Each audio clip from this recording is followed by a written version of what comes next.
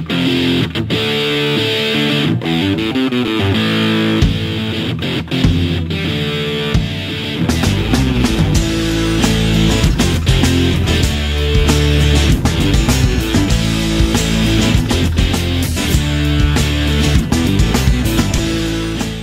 what's up, guys? Welcome back to another episode of Guitar Talk with Todd here at Todd Beebe Music. Thanks so much for checking in today. Please hit that subscribe button in the lower right-hand corner. And find me on Facebook at Todd Beebe Music. Thanks so much for checking in, you guys. Today is the debut episode of what I want to call the TV Tray Sessions. First of all, I love TV trays. I don't think I've eaten a meal at a regular table, and I don't know if I've ever eaten a meal at a regular table, but it's been a long time. I eat dinner pretty much every night, either in my car on the run, or if I do sit down, it's at a TV tray. I love TV trays, and to me they're a great way to sit down, hang out with other people, socialize, get your coffee. I got Death Wish coffee going on today. I salute them, my favorite coffee company. This is not a paid promotion or anything. I just am sending a shout out to Death Wish. I love them. I got my Death Wish mug, and we're actually drinking Valhalla Java today to start this. So grab your favorite beverage and join me. So what the TV Tray Sessions are going to be is discussions about things, a classic album, memorabilia that we're going to have to show, and that's what we're doing today. Anyways, the point of the TV Tray Sessions is going to be just to discuss things and whatnot, and different pieces, different things to talk about. Like I said, maybe an album, a concert, a certain artist, a piece of memorabilia, whatever. And that's what we're going to do at the TV Tray Sessions. We're just going to kind of talk, and certainly please comment. That's the whole point of this. So if you guys could chime in too. I want to talk today about the Gibson Guitar Cafe and Gallery in Nashville. It's no longer there, and it's amazing to me how many people don't know that it ever even existed. But in the 90s, there was a place right on Broadway. I want to say it was 318 Broadway, but don't quote me on the address. But it was right on Broadway in downtown Nashville, and they had a place. It was kind of like the Hard Rock Cafe, and basically what they would do was they had, you know, food, which we're going to look at in a minute here, and just stuff from Gibson guitars on display, half of guitars and whatnot. And I knew someone that was kind of associated with that and working in there at the time, and they got me this menu. They were like, "Do you want one?" when it first opened up. And I'm like, "Ah, sure." So it's kind of a cool piece now, because a lot of people are like, that never happened, and it did. It did exist, and it's pretty cool. I'm going to show you guys the inside of this. Basically, it looks like a guitar pick.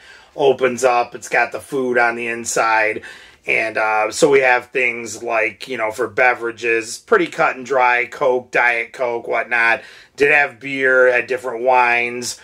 You could even get coffee in there and different desserts. But where they got creative was with the food.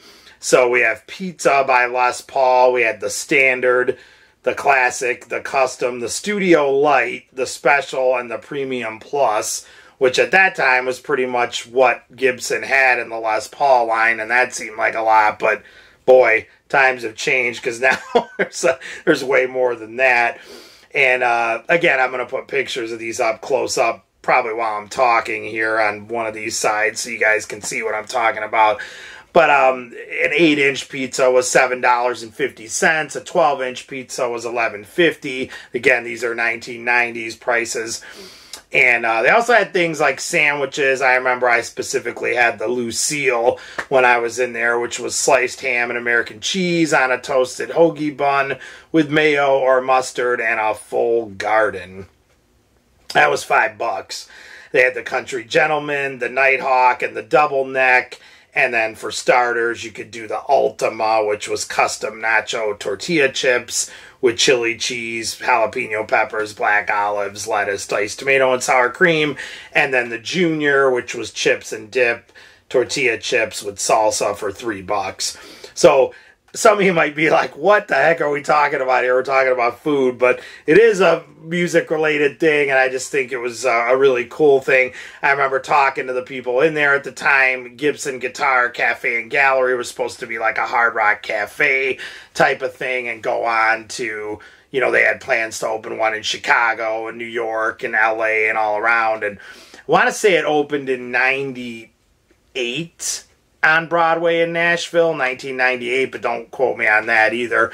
And I want to say it went till about 2001, so about 3 years, and it just didn't catch on really, and none of them ever opened up around the country anymore, and then it just closed down. I remember going down there, I want to say in 2003, and walking past the building, and it was, you know, the paint was falling off, and now something else has moved in there. But anyways, so I'm going to put some pictures up. I did get some of the outside of the place, Gibson Cafe and Gallery. You could see like what it looked like on the outside. They had different things like, you know, custom guitars that the custom shop had made. I'll put the pictures of all these up too. There's one with Les Paul, and, you know, back when he was a kid with his sailor outfit on and stuff is on there as well. Again, they had things like half a Les Paul, which actually we have one of these coming in. They would take these half a Les Pauls like this and do stuff like that with them, like put them on the tabletops and what, and make art pieces out of them. The story goes, and I believe they still do that, when something wasn't right, they got rid of, Henry Juskowitz got rid of doing factory seconds when he became president, so you wouldn't see any more factory seconds coming out, and when the guitar was unfixable and just that bad, they would just bandsaw right down the center of it and throw it out in the trash. So that's how they started getting these half a Les Pauls. But you'll see them pop up. Like I said, we have one coming in, and they're just kind of cool because you can see the inside of the Les Paul when it's cut in half like that. One of the people that worked there back then told me that someone went in the dumpster and was stealing them. Coffee break. Death wish. But I don't know if that's true or not. I think it was, because I have no reason to doubt them. And they said there was a guy that got busted because he was taking the halves out and gluing them together and trying to completely hide the line and paint over it and sell them as a whole full-on Les Paul. And he was pulling the halves out of the dumpster. So then they locked the dumpster up super good and stuff. And, you know, that was a mess. But that was back in the 90s. I don't really know what the story with that is now. I'm pretty sure they still cut the guitars in half, but I'm not sure of what ends up happening with all that. But anyways, we do have one of those coming in. They would put like bodies like this. Again, these were all pictures I took inside of the cafe. So bodies of the guitars hanging up. This is a really cool Gibson motorcycle that was in there with like some customs in front of it, custom models that they had like on display, just old things, some of like Les Paul's equipment and a neon sign in there. Again, a lot of just custom shop models that, you know, had been made obviously by the custom shop, and that's what they had like on display in there. So a lot of, I'm going to put a lot of other, I believe there's a picture of me when I was about 12 standing in front of the you know, building too. But so anyway, the Gibson Guitar Cafe and Gallery, it's just something I wanted to kind of talk about. This is a cool little piece of Gibson memorabilia to have, this menu. You know, even here on the back, I never quite finished that up. You could get like espressos and stuff, specialty drinks. They had like the hummingbird cappuccino with hazelnut and vanilla flavors. Montana Gold cappuccino with honey flavors and whipped cream, the Dove Cafe Mocha with caramel topping. So like everything was kind of guitar themed. It was really cool, and it's cool to have this because this is just a cool little piece of Gibson memorabilia and part of their history that a lot of people don't really seem to remember. But the Gibson Cafe and Gallery did exist at one time down on Broadway in downtown Nashville in the 90s. It was a cool little place. I ate in there a few times, And, you know, the people in there were really cool, and I thought it was a great idea the way they ran it, but it just didn't catch on. So anyways, you guys, thanks for checking in. Check out the pictures I put up on these, and you know, it's just kind of a fun thing to look back on the past. I'm going to have more memorabilia and stuff coming here at the TV Tray Sessions as we get into another one at various times. But check back in. Thanks for checking in today. Once again, please hit that subscribe button. Find me on Facebook at Todd Beebe Music.